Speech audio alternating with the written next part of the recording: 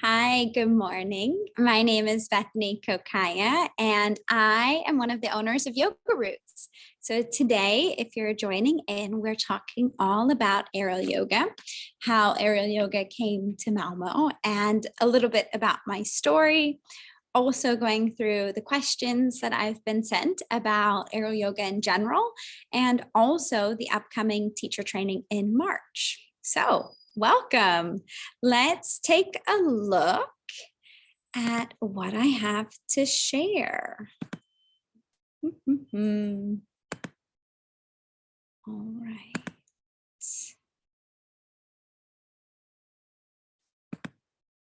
Here we go. All right. So the main reason we're having this Q&A and live stream this morning is because we have an upcoming teacher training. So I have questions about the training that I can share with you all or I can answer for you all. And also before that, some of you are just interested in aerial yoga in general. So I'll go through a little bit about that. So our info session, this is a photo from our last teacher training in March last year. But before we get into the studio and the training, maybe we should talk a little bit more about who I am, who's on the other side of the screen talking to you today. So as I mentioned, my name is Bethany. My background is a bit different, maybe. I'm from the US and I started out competing in water sports.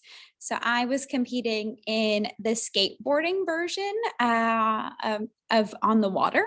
It's called wake skating. So it's like if you took a skateboard and you went out behind a boat. So pretty fun. And that's actually how I found yoga as cross training for my sport. Then I transitioned to university and I have 2 degrees, one in the US and one from Lund here in Sweden. And in general, my degrees are business and accounting and management control. So a bit different than yoga. From my studies, I started working for EY, Ernst & Young, in their transaction advisory services, also in Copenhagen. And from there, I took a pause and decided to start teaching yoga full time. So a bit of an interesting transition. I was talking about this morning with a client and they said, that's a big leap. But with my background, I had already been doing yoga for so long. And with my job, I was helping people. I was working as an auditor. Of course, from my opinion, I was helping people, but it wasn't always received as that. So I found when I was teaching yoga that people left classes with a glow. And if you've ever practiced yoga, then maybe you've experienced that glow when you've left classes. But I could really see and I could really feel that people were feeling good when they practiced. So I started teaching classes and it basically fell into my lap that I opened Yoga Roots. I was teaching classes and a friend of mine at the time came up to me and said, well, I found this space. Do you want to teach classes together? We can share the risk. And I said, yeah, okay, why not? And then we started teaching classes and we needed a name for our space where we were teaching. And that's where Yoga Roots came from. And from that very casual start, we grew and grew. And now we have, a studio location in central Malmo. And in that process, I found aerial yoga. So aerial yoga, I had been practicing for a couple of years, not too long, but a couple of years in different countries. So I had practiced in the US, I had practiced in Copenhagen, in Spain, and not really in Sweden. And when I was practicing, I really fell in love with this practice. And I'll talk more about it later, so I don't want to give too much away. But I fell in love with the practice and it really was special to me. And I could see how it could benefit a lot of my students. So we decided to bring aerial yoga to Malmo. It hadn't existed here before. And that started in 2018. And from all of this on the side, I'm also very interested in mindfulness. And if you can imagine with all of these things listed here, that mindfulness can be a bit of a red thread through those topics. And so I work a lot with mindfulness in my yoga classes, in my aerial classes, and also with companies. And I have a research proposal out talking about, or to research mindfulness in the workplace. So some fun things going on. Let's see, aerial yoga. Let's talk a little bit more about aerial. So here are some key benefits. I won't go through them, but you can read them later. For my students, I really find the benefit of building strength. Often when you come to a yoga class, most people actually are quite flexible. And that's probably because we're in a yoga studio where it takes a bit of motivation to come and step inside a studio. So most are already quite flexible when they come to aerial yoga, or maybe they're flexible and they don't realize they're flexible. But I love how aerial yoga builds strength in a fun way that you don't even realizing that you're building this endurance and strength. I also love how it takes traditional yoga poses into the hammock. So we're not doing acrobatics. The focus isn't on the flips and tricks. I mean, it can be a bit in my classes, of course, but we're taking the traditional yoga poses and expanding our body awareness and expanding the potential of the poses with the hammock. So for example, maybe you have quite a lot of back pain, or maybe you have some instability on one hip than the other. Using the hammock, you can support yourself, find greater stability in the poses, and maybe be able to stay in a pose in a way that you couldn't on the floor. Also, defying gravity. I find that's pretty fun to get upside down, especially if you have a fear of heights or being upside down. You're really defying gravity, you're pushing limits a little bit. And I really think that helps us grow as individuals. It's pretty cool. And it's a playful and light atmosphere. At least in my classes, I love for my students to smile and enjoy the practice. I always say that yoga shouldn't be taken too seriously. History of aerial yoga. I know history often can come across as boring, but it's actually quite interesting. Where did aerial yoga come from?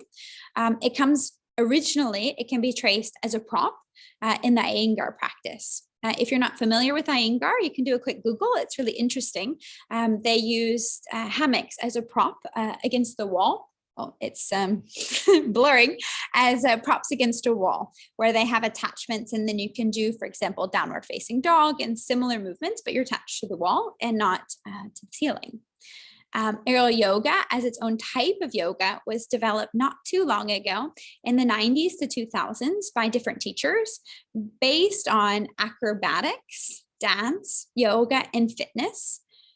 Christopher Harrison is a gymnast and Broadway director. He was one of the pioneers of aerial yoga, and he's the one who is pushing forward anti-gravity yoga. So he's one of the founders of that style. If you've heard of it, it's more fitness-based.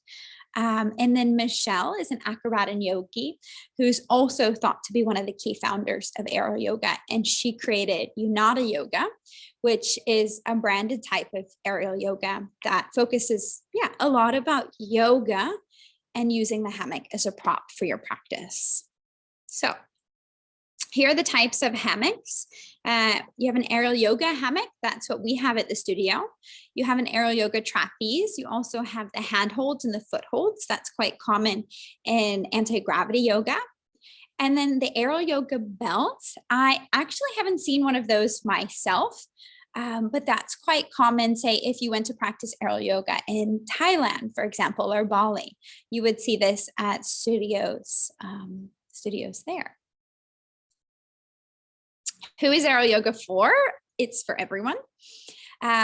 Basically, to take away from this, I see a huge benefit for students who come in with with back problems, with neck pain, with shoulder pain.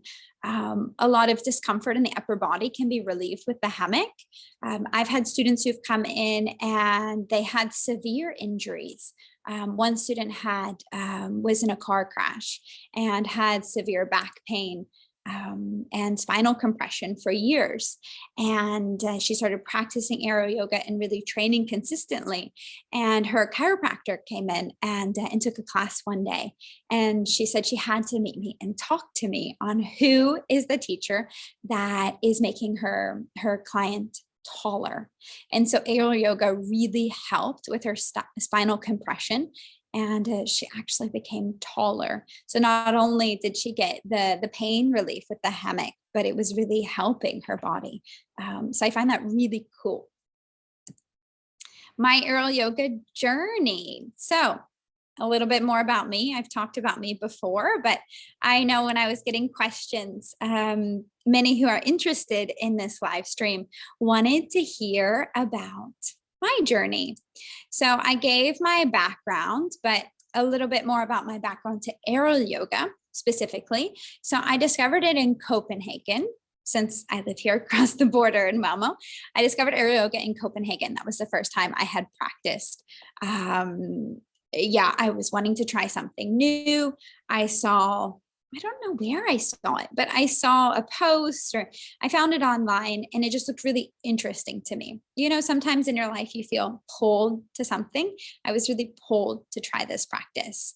And I went and I had tried the class, and it was as a window opened in my yoga practice. And maybe this doesn't make sense to everyone, but this is how I describe it to my students, because I had been practicing yoga for so many years. I think now I'm at maybe 18 years of practice.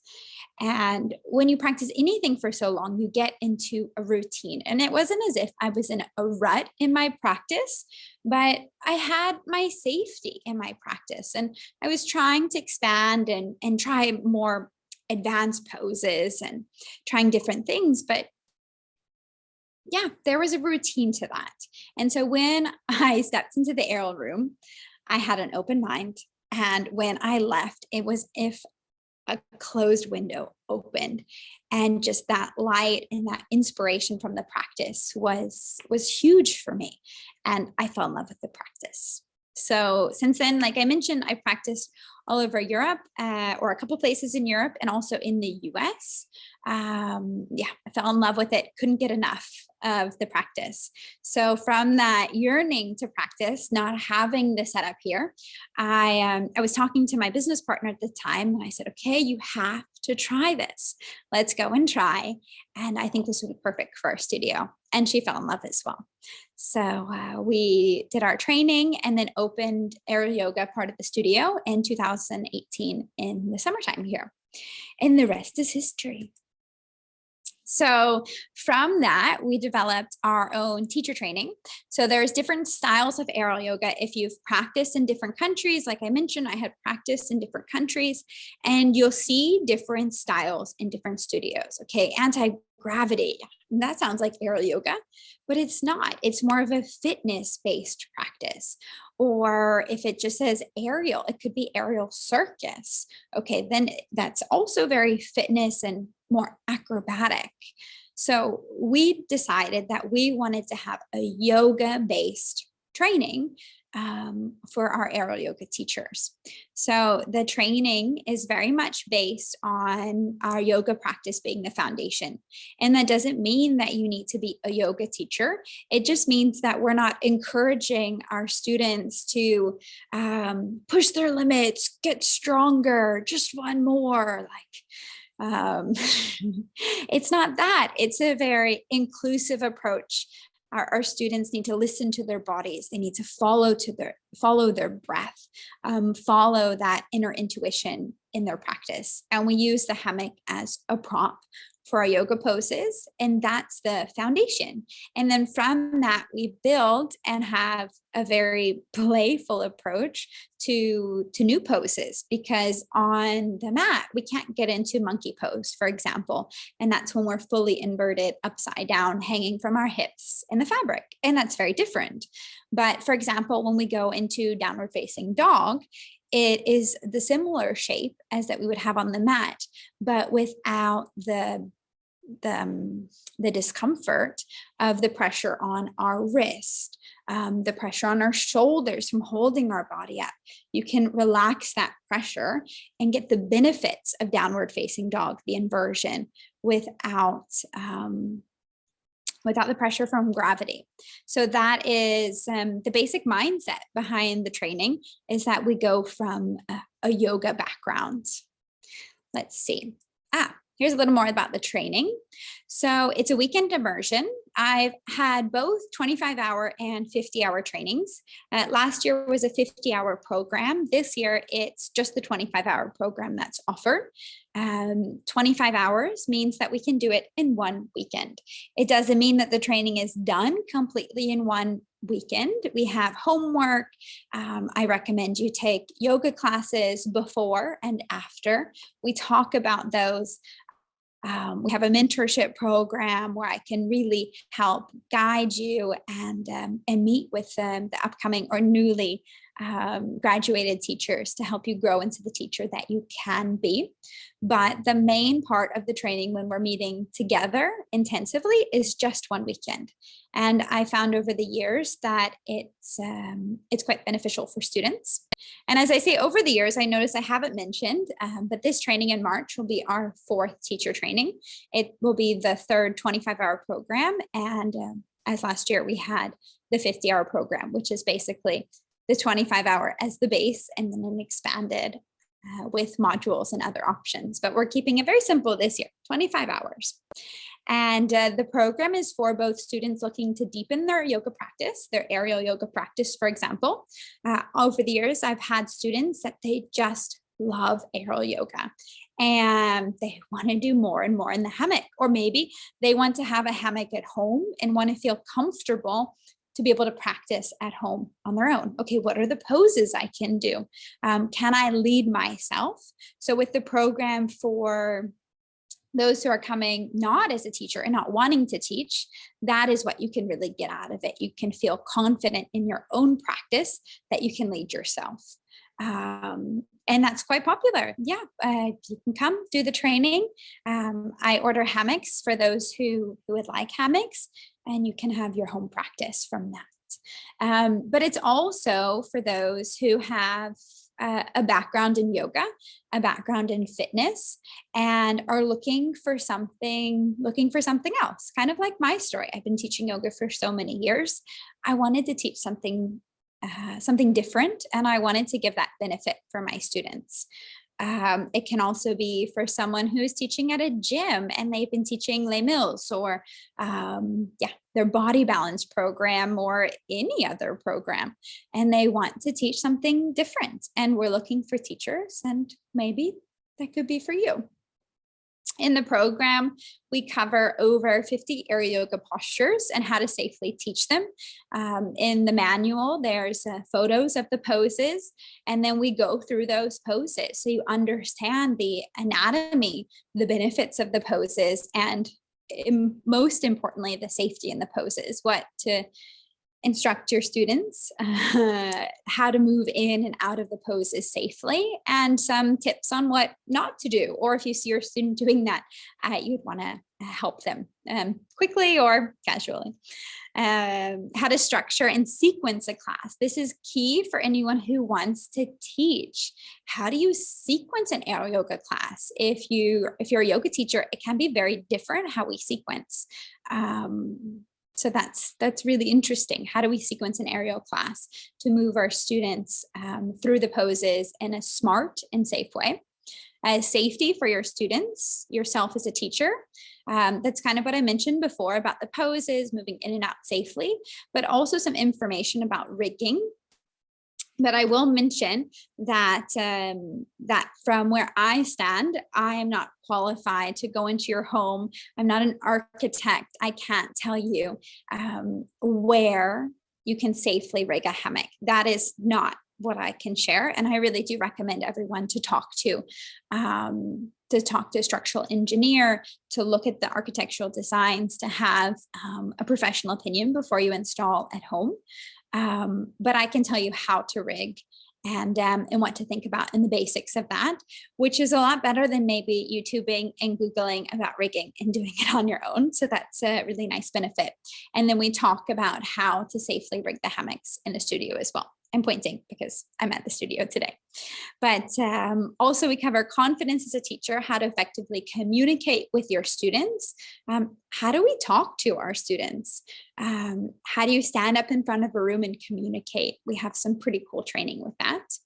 And then, like I mentioned, we have a manual as your handbook to teaching. So you have the poses there, you have the sequences there, you have the work that we go to. It's all bound in a manual. Yeah.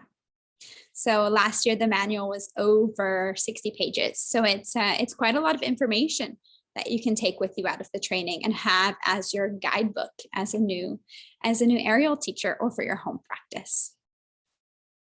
So training takeaways, I hope and I wish for my students to leave with confidence, so that you come to the training, we spend the weekend together, and when you leave, you feel more confident about your aerial practice, about the next steps to become a teacher. And I say the next steps because not everyone is ready to teach when they walk out of the weekend. You know, we have a mentorship program, we have more classes to take, more growth after the weekend, but that you have the confidence when you step out of the room that you're ready to practice and that you're either ready to teach or ready for the next steps. A deeper connection to your practice. It's quite cool when you spend so much time in the hammock, you become quite connected with the hammock and quite connected to yourself and your practice. So I hope you leave with a deeper connection. And then I always call it a toolbox. So I hope you leave with a toolbox for teaching, so that you have these tips. I won't say tricks, but you have these tips. You have your toolbox to lean back on. Okay, you know, here is how we practice communication. So you have some tips in your toolbox on how to communicate in your classes, how to open your classes, how to transition between the different styles of sequencing. Okay, we're going from calm seated stretches to up to strengthening. How do we how do we transition in that? So you would have that in your toolbox. Yeah, let's see. Oops. And then I have here just a quote I thought was quite nice. It's on the website, so maybe you've seen it before, but just to kind of summarize the training, this was someone from our training last year. So you can read it if you'd like. I'm going to send the recording so you can pause and read through it later. But I just thought that she really encompassed some really nice points about the training. Yeah. Let's see, any questions?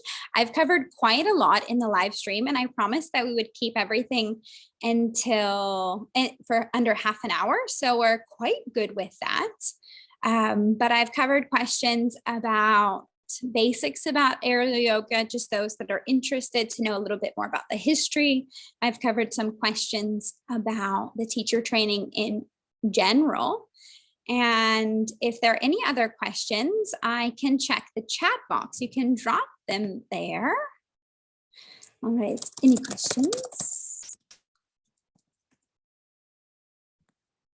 I'll just wait a minute or two and see if we get any more questions in the live stream.